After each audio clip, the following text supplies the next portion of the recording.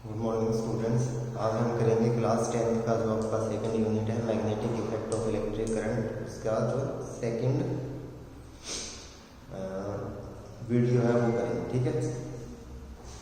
तो कल मैंने आपको बताया था कि अगर हमारा वायर स्ट्रेट है तो उसके चारों ओर मैग्नेटिक फील्ड जो बनता है वो मैग्नेटिक फील्ड का मैग्नीट्यूड कितना होता है और उसकी डायरेक्शन कैसे होती है। ठीक है। तो हमने देखा था वो कंसेंट्रिक सर्कल्स बनते हैं। जैसे ये एक वायर है तो इसके चारों तरफ बनेंगे ऐसे। ठीक है। और उनकी जो डायरेक्शन हमने देखी थी वो डिपेंड करता है कि वायर के अंदर करंट कैसे जा रहा है, ऊपर जा रहा है, नीचे जा रहा है, लेफ्ट जा रहा है, राइट जा रहा है। तो उसके लिए हम राइट हैंड रूल हमने यूज़ किया था। राइट हैंड रूल या right hand thumb rule, right hand curl rule, right hand palm, not right hand curl rule, right hand palm rule. ठीक है। अब जो नेक्स्ट आर्टिकल है वो है magnetic field due to circular wire. जैसे मैंने आपको बोला ये एक सर्कुलर वायर है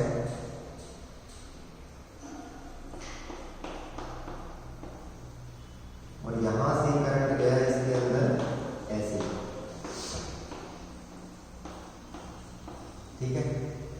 अब नॉर्मली इस वायर को हम ऐसे बनाएंगे और अगर इसमें करंट ऐसे जा रहा है, दूसरा है करंट इसमें एंटी क्लॉक और करंट क्लॉकवाइज। तो अगेन वही चीज है कि एक तो ये मैग्नीट्यूड कितना होगा, मैग्नेटिक फील्ड जो ये बनाएगा, इसमें करंट जा रहा है आई, तो इसके चारों एक मैग्नेटिक फील्ड बनेगा। तो वो जो मैग्नेटिक फील्ड है वो डायरेक्टली प्रोपोर्शनल टू आई होगा, directly proportional to number of turns, कितने ऐसे सर्कल है, और एक इनवर्सली प्रोपोर्शनल टू डिस्टेंस। अगर आप ज़्यादा दूर पता करोगे तो वहाँ आपको मैग्नेटिक फील्ड कम मिलेगा। ठीक है। अब इसके लिए जो रूल है वो है हमारा again right hand curl rule, right hand curl rule. तो इसके अंदर हम क्या करेंगे, ये जो फिंगर्स है हमारी ये होगी in the direction of the current. जैसे करंट ऐसे जा रहा है तो फिंगर ऐसे, और ये जो थंब है ये रिप्रेजेंट करेगा डायरेक्शन ऑफ मैग्नेटिक फील्ड। तो आप देख रहे हो यहाँ पर हम अंदर जा रहे हैं, तो मतलब यहाँ पर जो मैग्नेटिक फील्ड है वो अंदर बना, अंदर। यहाँ पर करंट ऐसे है तो मैग्नेटिक फील्ड कहाँ आ रहा है, बाहर आ रहा है, तो बाहर के लिए डॉट। ठीक है।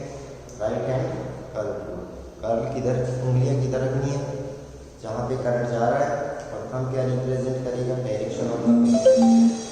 ठीक है। अब देखो इसको हम बोलते हैं करंट कैरिंग सर्कुलर कॉइल। इसीलिए करंट कैरिंग सर्कुलर कॉइल, कोई भी करंट कैरिंग से। अब देखो मैग्नेटिक फील्ड जब कर हमने बार मैग्नेट का बनाया था, जैसे ये नॉर्थ था, ये साउथ था, तो नॉर्थ से फील्ड निकलता है और external magnetic field north to south और इंटरनल साउथ से नॉर्थ। तो ये क्लोज लूप बनता है। ठीक है। अब यहां पर देखो मैग्नेटिक फील्ड करंट ऐसे जा रहा है तो फील्ड बाहर आ रहा है, यहाँ भी करंट क्लॉकवाइज जा रहा है तो फील्ड अंदर जा रहा है। तो बाहर किससे निकलता है, तो आंसर है बाहर निकलता है नॉर्थ से। तो this terminal is behave like north. ठीक है। अंदर किसमें जा रहा है, साउथ में, तो this is behave like a south. अब क्या होगा, देखो unipole in the magnet is not possible. ये नहीं है कि ये जो मैग्नेट है इसको मैंने कट कर दिया तो नॉर्थ अलग हो गया, साउथ अलग हो गया। अगर आप कट कर भी दोगे तो दो टुकड़े हो गए, ये नॉर्थ हो गया, ये साउथ हो गया, ये नॉर्थ हो गया, ये साउथ हो गया। ठीक है। तो यूनिपोल तो पॉसिबल नहीं है। तो यहाँ पर नॉर्थ है, इसका मतलब यहाँ साउथ भी होना चाहिए, यहाँ साउथ है, इसका मतलब नॉर्थ भी होना चाहिए। तो देखो जो करंट कैरिंग कॉइल होती है, आप एक पेपर लेना, right now I have no paper, तो उस पेपर के ऊपर आप एक मार्कर से सर्कल बनाना और उसमें एरो लगा देना, चाहे आप एंटी क्लॉकवाइज करंट फ्लो कर लेना, चाहे क्लॉक। ठीक है। जब आप उस पेपर को, जैसे ये पेपर है, तो अगर इस इसमें करंट एंटी क्लॉक जा रहा है ऐसे, तो इधर इसका क्या हुआ नॉर्थ, तो इधर एक आदमी खड़ा है उसको करंट एंटी क्लॉक दिखेगा। बट इसी पेपर को जब आप इधर से देखोगे तो वो जो करंट एंटी क्लॉक इधर से दिख रहा था, अब वो करंट दिखेगा क्लॉकवाइज। तो क्लॉकवाइज में ये क्लॉकवाइज है, तो इसके अंदर ये कैसा बिहेव करेगा, पीछे से साउथ। तो एक करंट कैरिंग कॉइल में दोनों पोल होते हैं, आगे से नॉर्थ पीछे से साउथ, या आगे से साउथ पीछे से नॉर्थ, वो डिपेंड करेगा कि करंट की डायरेक्शन कैसे है। तो इसका मतलब है कि इधर नॉर्थ से मैग्नेटिक फील्ड निकला, अब जाएगा कहाँ, साउथ तो होना चाहिए, तो ये पीछे जाएगा क्योंकि पीछे क्या है, साउथ है। तो ये जो करंट कैरिंग कॉइल है इसका आगे का फेस नॉर्थ है और मैग्नेटिक फील्ड ऐसे निकला और साउथ में एंटर किया। बात समझ गए? तो यहाँ से मैग्नेटिक फील्ड ऐसे निकला और पीछे जाके ऐसे एंटर किया, ऐसे ऐसे, ठीक है। दूसरा तरीका क्या है इसका निकालने का, इसकी जो डायरेक्शन है वो हम राइट हैंड थंब रूल से भी निकाल सकते हैं, राइट हैंड पाम रूल से भी निकाल सकते हैं। कैसे निकलेगी देखो, मैंने बोला यहाँ पर मैग्नेटिक फील्ड ऐसे जा रहा है, तो what is the direction at this point, इसके सेंटर पे मैग्नेटिक फील्ड की डायरेक्शन निकालो। तो एक तरीका तो कर्लिंग वाला मैं बता चुका, दूसरा कौन सा है, राइट हैंड पाम रूल। करना क्या है, फर्स्ट वाला रूल ही लगाना है। देखो ये जो इतना सा तार आपको दिख रहा है ये लगभग स्ट्रेट है, ठीक है, और स्ट्रेट वायर की वजह से आप मैग्नेटिक फील्ड निकाल चुके हो। तो आपको करना क्या है, हम कहाँ रखोगे, इधर। कहाँ पता कि करना है, यहाँ पे। तो ये जो पाम है इधर आ गया, फील्ड कहाँ रहा है, बाहर। ये जो वायर है ये भी लगभग कैसा है, स्ट्रेट, तो यहाँ पर ऐसे बाहर। ये जो वायर है ये भी कैसा है, स्ट्रेट, बाहर। और ये जो वायर है ये भी कैसा है, स्ट्रेट, तो बाहर। तो वो रूल लगा के भी हम निकाल सकते हैं। तो ये मैग्नेटिक फील्ड देखो, अब स्ट्रेट वायर की वजह से मैग्नेटिक फील्ड आपको पता है सर्कल में बनता है। तो यहाँ पर इतना बड़ा सर्कल बना, इस पॉइंट पे छोटा सर्कल, इस पॉइंट पे वो छोटा सर्कल, यहाँ पे भी ऐसे सर्कल, यहाँ पे भी ऐसे सर्कल, यहाँ पर भी ऐसे सर्कल। तो ये मैग्नेटिक फील्ड ऐसे सर्कल के फॉर्म में निकला, नीचे से जाके पीछे गया, साइड से जाके पीछे गया, इधर से जाके पीछे गया, ऊपर से आके पीछे गया, ठीक है। आपने मार्केट में देखा होगा ये जो मनिहारी की शॉप होती है, जो चूड़ियाँ वगैरह रखते हैं, तो चूड़ियों का जो गुच्छा होता है ना उस टाइप से निकलेगा, ठीक है। ये हमारा हो गया।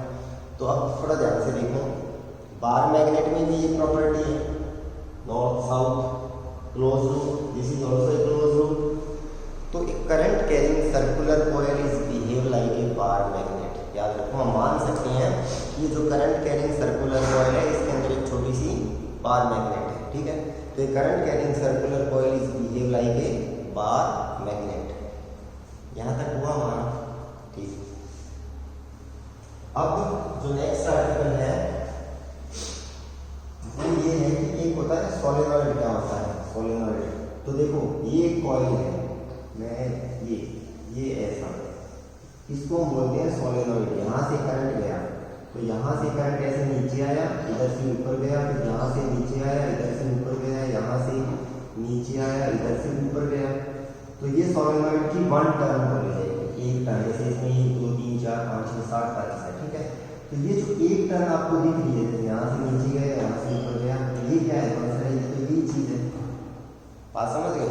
और इसकी वजह से मैग्नेटिक फील्ड आपको पता है, अगर ये नॉट है ऐसे, इसका पीछे क्या बनेगा, साउथ। तो ये मैग्नेटिक फील्ड यहाँ से निकला, फिर इस टर्न से निकला, फिर इससे निकला, फिर इससे निकला, और ये जाके ऐसे जाएगा, ठीक है। तो सोलेनॉइड की वजह से भी मैग्नेटिक फील्ड ऐसा ही बनेगा। बात समझ गए? सोलेनॉइड का बस आपके पास इतना ही एग्जांपल है कि सोलेनॉइड की वजह से भी मैग्नेटिक फील्ड ऐसा बनेगा। तो इसको हम बोल सकते हैं नॉर्थ, इसका ये साउथ। ये हमारा होगा। अब एग्जाम के अंदर यहाँ से क्वेश्चन आते हैं कि आपको एक कंसेप्चुअल टाइप क्वेश्चन दे देंगे कि करंट ऐसे जा रहा है, तो आप उस पर उसका मैग्नेटिक फील्ड बताइए, ठीक है। अच्छा, अब देखो नेक्स्ट आर्टिकल है force on A current carrying conductor when placed in a magnetic field कि जब हम एक करंट कैरिंग कंडक्टर को, देखो एक करंट कैरिंग कंडक्टर क्या बनाता है, मैग्नेटिक फील्ड बनाता है। तो जब हम एक करंट कैरिंग कंडक्टर को मैग्नेटिक फील्ड में रखेंगे तब क्या होगा।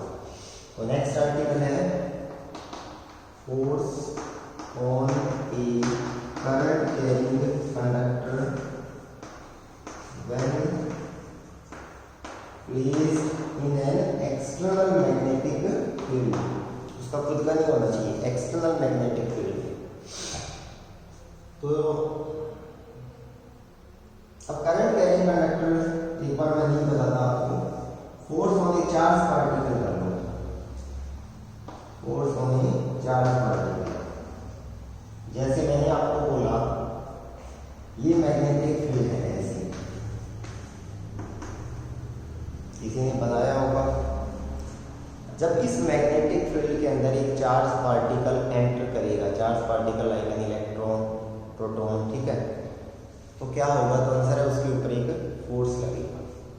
तो जैसे मैंने आपको बोला इधर से ये एक चार्ज पार्टिकल आ रहा है, दिस इज द इलेक्ट्रॉन या प्रोटॉन, चार्ज इसमें कितना है q और इसकी वेलोसिटी कितनी है v वेलोसिटी से आ रहा है।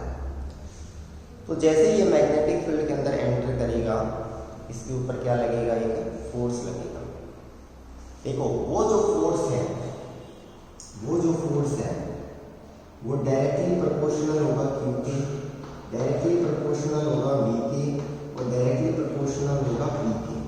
b क्या है, तो b तो वो मैग्नेटिक फील्ड है जिसके अंदर ये एंटर करेगा। अगर वो मैग्नेटिक फील्ड ज़्यादा होगा तो उस चार्ज पार्टिकल पे फोर्स ज़्यादा लगेगा।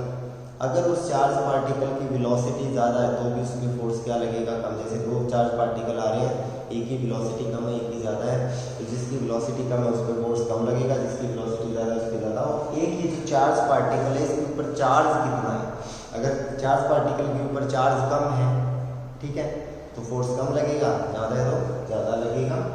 तो यहाँ से एक फॉर्मूला बनता है F directly proportional to QVB। Proportional हटा के कांस्टेंट लगा देते हैं, उसको फिर हटा के तो सीधा फॉर्मूला है QVB। ये एक चार्ज पार्टिकल के ऊपर फोर्स लगेगा कि जब एक चार्ज पार्टिकल मैग्नेटिक फील्ड के अंदर मूव करता है तो उसके ऊपर एक फोर्स एक्सपीरियंस होता है, that force equal to F equal to QVB, ठीक है। अब फिर वही बात, force is a vector quantity, it has both magnitude as well as the direction. तो magnitude already we discussed that F equal to QVB, then the question arise what is the direction of that force. तो again एक नया rule आएगा, वो rule आपका होगा Fleming left hand rule, not right hand. Fleming left hand rule, ये जो आपको लेफ्ट हैंड है इसको लेना है, ठीक है।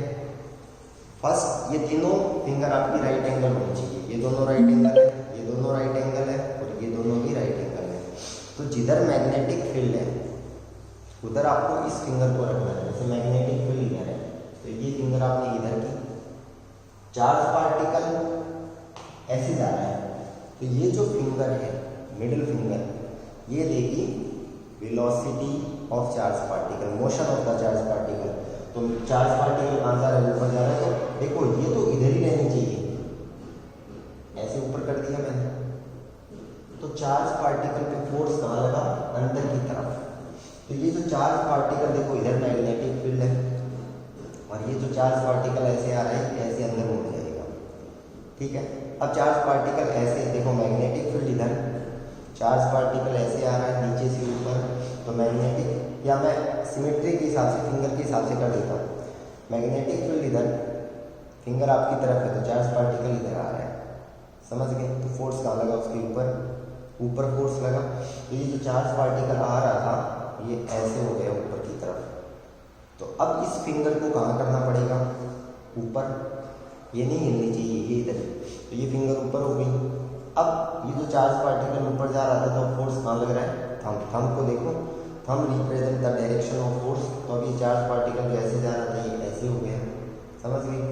अब अगेन मैग्नेटिक फील्ड इधर बट चार्ज पार्टिकल का मोशन इधर है, तो ये फिंगर इधर हो गई। अब इस पर फोर्स कहाँ लगा, नीचे, तो अब ये नीचे जा रहा है, तो मैंने इस फिंगर को नीचे किया, इसको इधर ही रखा, फोर्स कहाँ लगा, इधर। तो ये जो डायरेक्शन आपको दिख रही है ये कैसे सर्कुलर पाथ, इसके अंदर ये एक सर्कुलर पाथ ट्रेवल करेगा। बात समझ गए?